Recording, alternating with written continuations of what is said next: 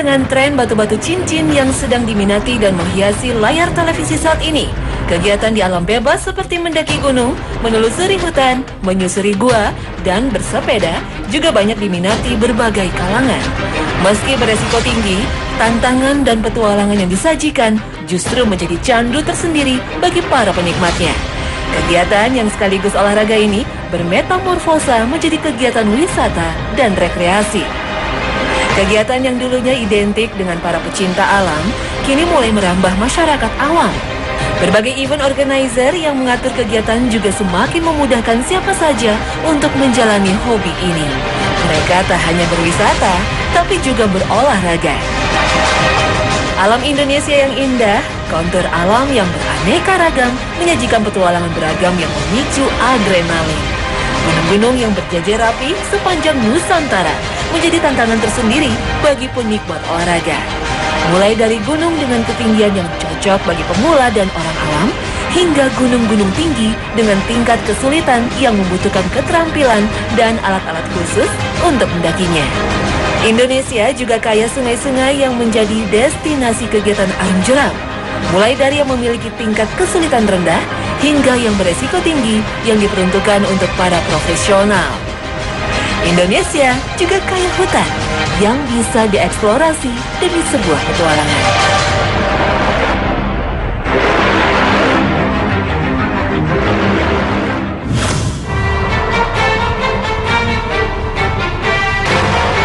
Alam Indonesia yang indah, kontur alam yang beraneka ragam, menyajikan petualangan beragam yang memicu adrenalin. Gunung-gunung yang berjajar rapi sepanjang Nusantara menjadi tantangan tersendiri bagi penikmat olahraga. Mulai dari gunung dengan ketinggian yang cocok bagi pemula dan orang awam, hingga gunung-gunung tinggi dengan tingkat kesulitan yang membutuhkan keterampilan dan alat-alat khusus untuk mendakinya. Indonesia juga kaya sungai-sungai yang menjadi destinasi kegiatan arung jeram. Mulai dari yang memiliki tingkat kesulitan rendah, hingga yang beresiko tinggi yang diperuntukkan untuk para profesional. Indonesia juga kaya hutan yang bisa dieksplorasi demi sebuah petualangan. Assalamualaikum warahmatullahi wabarakatuh. Selamat pagi pemirsa Trans 7, Hasanah Ensiklopedi Islam Dunia. Pagi ini kembali hadir ke hadapan Anda untuk berbagi pengetahuan dan saling menasehati dalam kebajikan. Mungkin jadi pertanyaan bagi sebagian kalangan, apakah dalam Islam ada aturan tentang berkegiatan di alam bebas? Jawabannya tentu saja ada. Bahkan jauh-jauh hari para ulama Islam telah merumuskan bahwa syariat Islam cakupannya adalah seluruh perbuatan mukallaf, termasuk di dalamnya kegiatan di alam bebas. Apapun itu, selama masih perbuatan manusia, maka akan menjadi objek hukum bisa wajib, sunnah, makruh, haram, atau mubah. Apabila jika diamati lebih lanjut, kegiatan di alam bebas juga memiliki banyak manfaat yang sesuai dengan anjuran syariat, sehingga bisa menjadi sarana tercapainya tujuan ibadah. Contohnya, dalam kegiatan di alam bebas diperlukan fisik yang prima dan jasmani yang sehat. Medan yang berat, perjalanan yang jauh, kondisi yang tidak normal membutuhkan daya tahan fisik, kekuatan, kebugaran, dan kecepatan dalam bereaksi. Hal ini sesuai dengan anjuran Rasulullah SAW tentang sosok ideal seorang mukmin, bahwa Allah lebih menyukai orang-orang mukmin yang kuat. Rasulullah SAW bersabda, orang mukmin yang kuat adalah lebih baik dan lebih dicintai oleh Allah daripada orang mukmin yang lemah. Hadis riwayat Muslim. Fisik yang prima dan sehat juga dibutuhkan seorang mukmin dalam melakukan ibadah sehari-hari. Mulai dari salat yang wajib dikerjakan sehari 5 kali sebanyak 17 rakaat. Belum lagi jika ditambah dengan salat sunnah hingga qiyamul lail. Semua itu membutuhkan tubuh yang kuat dan sehat. Begitu juga dengan ibadah puasa, haji, tawaf keliling Ka'bah 7 kali, sa'i lari-lari kecil antara Safa dan Marwah 7 kali, semuanya menuntut kesehatan yang prima. Demikian juga dengan kewajiban mencari nafkah bagi para pria. Tentu jika tubuh gampang sakit, badan lemas, maka akan menjadi penghalang untuk menunaikan ibadah yang mulia ini. Fisik yang prima dan bugar, salah satunya ditunjang dengan olahraga. Hampir sebagian besar kegiatan di alam bebas merupakan bagian dari olahraga dan Rasulullah mendukungnya. Setiap perbuatan yang di dalamnya tidak ada zikir kepada Allah adalah sia-sia, kecuali seorang lelaki bersenda gurau dengan istrinya, seorang yang melatih kudanya, dan lomba lari antara dua batas dan berenang. Hadis riwayat Nasa'i. Dari hadis tadi, 3 dari 4 kegiatan yang disebut Rasulullah SAW merupakan bagian dari olahraga. Persiapan kuda, lomba lari, dan berenang.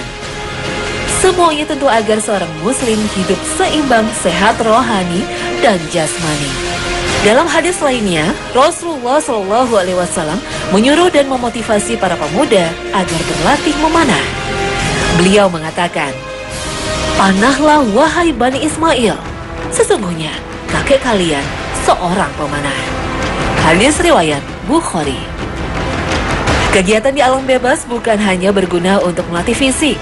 Kegiatan di alam bebas juga bisa melatih mental dan menumbuhkan sifat-sifat positif lainnya, seperti berani, sabar, peduli terhadap orang lain, taat terhadap pemimpin, berkorban, dan lain-lain. Semua sifat tersebut dibutuhkan oleh seorang mukmin, apalagi para pejuang Islam dimanapun mereka berada. Hai orang-orang yang beriman, bersabarlah kamu dan kuatkanlah kesabaranmu, dan tetaplah bersiap siaga di perbatasan negerimu, dan bertakwalah kepada Allah supaya kamu beruntung. Al-Quran Surah Ali Imran ayat 200. Pengembaraan atau berpetualang di gunung-gunung dan hutan, rimba yang lebat, jurang, serta tebing terjal, bergumul dengan arus deras, riam, dan jeram di sungai, disadari atau tidak, akan memberi pengaruh pada bentuk karakter pribadi seseorang. Berbagai rintangan yang dihadapi di alam petualangan atau pengembaraan akan membuat orang menjadi lebih tabah dan tidak mudah putus asa. Dalam kegiatan di alam bebas, kita akan menyaksikan ciptaan Allah yang tak biasa dilihat. Panorama indah dari puncak gunung, likuan sungai-sungai, dan hutan yang menghimpun berbagai macam flora dan fauna.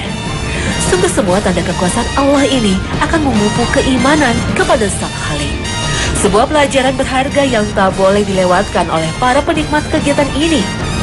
Allah Ta'ala berfirman, "Sesungguhnya dalam penciptaan langit dan bumi dan silih bergantinya malam dan siang, terdapat tanda-tanda bagi orang-orang yang berakal, yaitu orang-orang yang mengingat Allah sambil berdiri atau duduk atau dalam keadaan berbaring, dan mereka memikirkan tentang penciptaan langit dan bumi seraya berkata, Ya Tuhan kami, tiadalah Engkau menciptakan ini dengan sia-sia. Maha suci Engkau, maka peliharalah kami dari siksa neraka." Al-Quran Surah Ali Imran ayat 190 dan 191.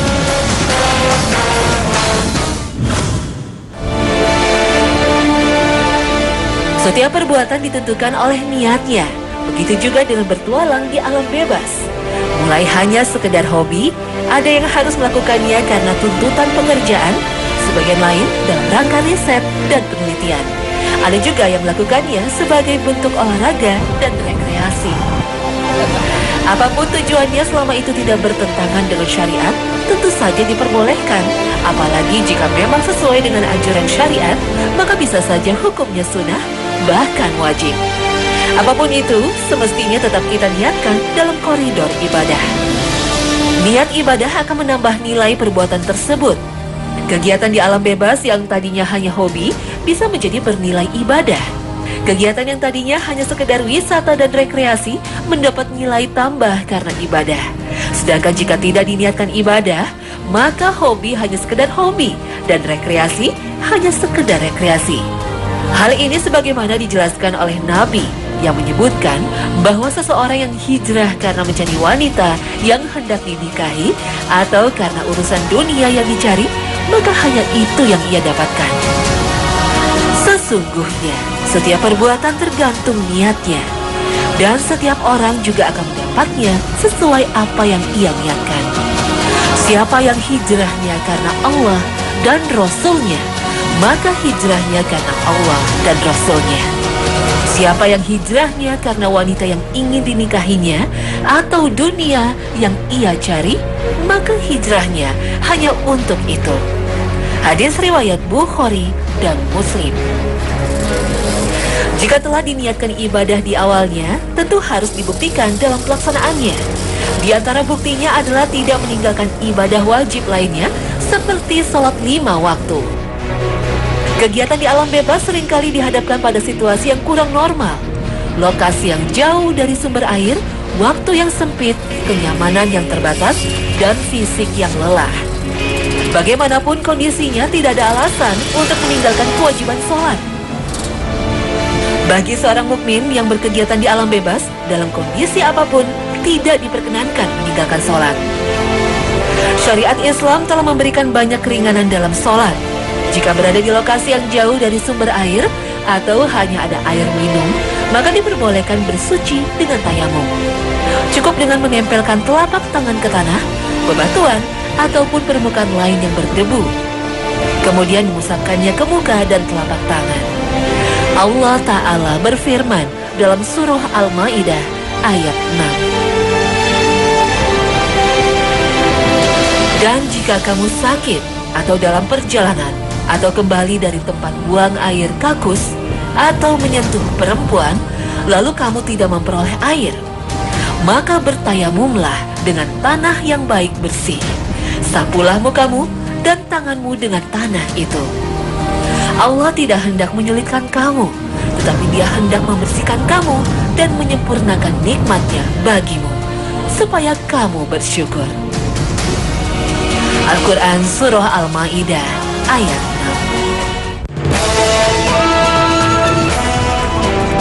6. Jika tidak bisa berdiri karena cedera atau permukaan tanah yang miring, yang tidak memungkinkan berdiri atau tempat yang terbatas, maka boleh sholat dalam keadaan duduk. Sholatlah kamu dalam keadaan berdiri. Jika tidak sanggup, maka sholatlah dalam keadaan duduk. Dan jika masih tidak sanggup, maka sholatlah berbaring. Hadis riwayat Nasa'i.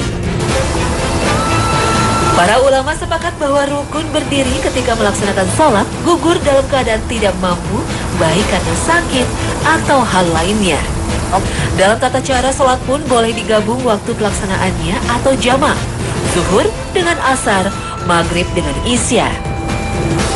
Dan jika memang lokasi kegiatan tersebut telah melewati jarak diperbolehkannya qashar atau meringkas sholat, maka ini juga sebuah pilihan yang bisa meringankan. Praktek menggabungkan sholat ini beberapa kali dilakukan Rasulullah SAW ketika beliau dalam perjalanan. Seperti yang diceritakan oleh Ibnu Umar, ia mengatakan, "Aku pernah melihat Rasulullah SAW jika ingin segera berangkat untuk perjalanan, maka beliau mengakhirkan sholat maghrib dan menggabungkannya dengan sholat isya." Hadis riwayat Bukhari dan Muslim. Seseorang yang sedang melakukan kegiatan di alam bebas yang berjarak 4 burud atau 89 km dari kediamannya, maka ia diperbolehkan meringkas sholatnya. Sholat yang boleh diringkas adalah sholat zuhur, asar, dan isya yang terdiri dari 4 rakaat menjadi 2 rakaat. Dan apabila kamu berpergian di muka bumi, maka tidaklah mengapa kamu mengqashar sholat jika kamu takut diserang orang-orang kafir. Sesungguhnya orang-orang kafir itu adalah musuh yang nyata bagimu. Al-Quran Surah An-Nisa ayat 101. Ayat tadi memang mengaitkan meringkas sholat dengan situasi kekhawatiran akan mendapat serangan. Akan tetapi, hukumnya kemudian meluas. Tidak hanya kekhawatiran diserang orang kafir, tapi juga ketika dalam perjalanan. Termasuk ketika berkegiatan di alam bebas, seperti mendaki gunung, menyusuri gua, dan hutan, dan yang lainnya. Selain mendapat keringanan berupa meringkas sholat, seseorang yang melakukan kegiatan di alam bebas juga memperoleh keringanan lain, yaitu menjamak sholat atau menggabungkan pelaksanaan 2 sholat dalam satu waktu. Sholat yang bisa digabungkan yaitu zuhur dengan asar, maghrib dengan isya. Bisa dikerjakan di awal waktu, seperti zuhur dan asar dikerjakan di waktu zuhur, atau zuhur dan asar dikerjakan di waktu asar. Dalam prakteknya, seorang petualang di alam bebas boleh melakukan sholat jamak dan qashar. Alhasil, seorang yang bisa melaksanakan sholat zuhur dan asar menjadi 4 rakaat yang dipisahkan oleh salam. Zuhur 2 rakaat, kemudian salam, dan dilanjutkan asar 2 rakaat, dan ditutup salam. Praktek menggabungkan sholat ini beberapa kali dilakukan Rasulullah SAW ketika beliau dalam perjalanan. Seperti yang diceritakan oleh Ibnu Umar, ia mengatakan, "Aku pernah melihat Rasulullah SAW jika ingin segera berangkat untuk perjalanan, maka beliau mengakhirkan sholat maghrib dan menggabungkannya dengan sholat isya." Hadis riwayat Bukhari, Muslim. Tidak hanya bersuci dan sholat, keringanan ibadah lain juga didapat oleh orang-orang yang berkegiatan di alam bebas, seperti keringanan dalam puasa. Jika memang dirasa berat, maka diperbolehkan tidak berpuasa dan menggantinya di hari lain. Dengan semua keringanan itu, tentu tak ada alasan lagi meninggalkan sholat wajib, baik ketika berada di tengah hutan, di lereng gunung, atau di perut bumi. Akan lebih baik lagi jika tetap istiqomah melaksanakan amalan sunnah seperti sholat witir, wirid, pagi dan sore, sehingga selalu dijaga oleh Allah Ta'ala dan dijauhkan dari hal-hal yang tidak diinginkan. Jika di awal segala kegiatan telah diniatkan ibadah, maka tidak meninggalkan sholat merupakan salah satu contoh pembuktian niat tersebut. Secara tegas, Islam mengharamkan 2 orang yang berlainan jenis dan bukan mahram dari penglihatan, pendengaran, dan kesertaan orang lain. Rasulullah SAW telah menyebutkan bahwa bila hal itu terjadi, maka yang ketiga adalah syaitan. Apalagi dengan kondisi di alam bebas yang godaan terjerumus dalam maksiat bisa saja lebih besar karena jauh dari pengawasan banyak orang. Kegiatan di alam bebas biasanya dilakukan secara rombongan, maka penting sekali untuk menunjuk 1 orang sebagai pimpinan. Dan seluruh rombongan wajib mentaati keputusan yang dibuat oleh pimpinan rombongan. Rasulullah SAW bersabda, "Apabila ada 3 orang yang keluar dalam suatu perjalanan, maka hendaknya mereka menunjuk salah seorang dari mereka sebagai pemimpin." Hadis riwayat Abu Daud. Kondisi mental dan fisik yang lelah biasanya membuat orang mudah tersinggung dan ego cenderung tinggi sehingga rentan terjadi perselisihan. Tapi karena kondisi alam bebas yang menuntut adanya kerjasama dan saling membantu, sehingga diperlukan kata sepakat dalam pengambilan keputusan dalam situasi yang tidak mendukung. Peran seperti inilah yang nantinya akan diambil pemimpin rombongan. Kegiatan di alam bebas juga jangan sampai merusak lingkungan.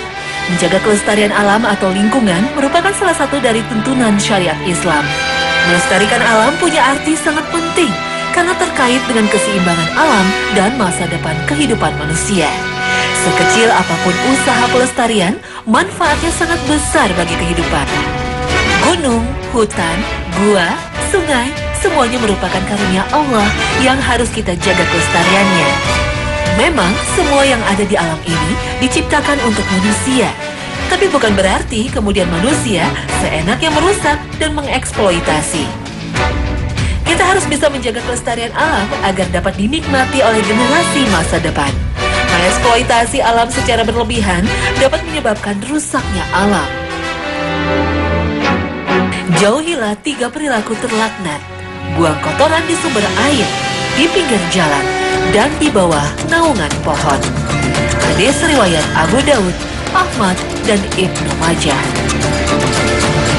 Oleh sebab itu, para petualang di alam bebas perlu memperhatikan hal ini. Berada di alam bebas bukan berarti bebas bertindak sesuka hati.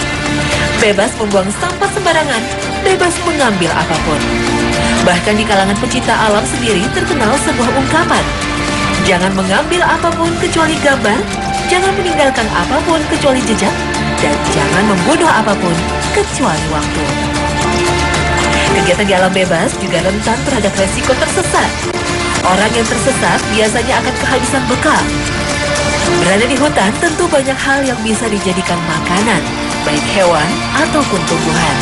Selama masih bisa mendapatkan yang halal, maka itulah yang harus diutamakan.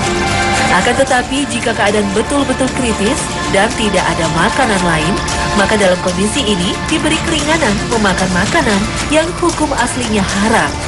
Daging babi misalnya. Sebagaimana firman Allah, Allah telah menerangkan kepadamu apa-apa yang Ia telah haramkan atas kamu, kecuali kamu dalam keadaan terpaksa. Al-Quran Surah Al-An'am ayat 119.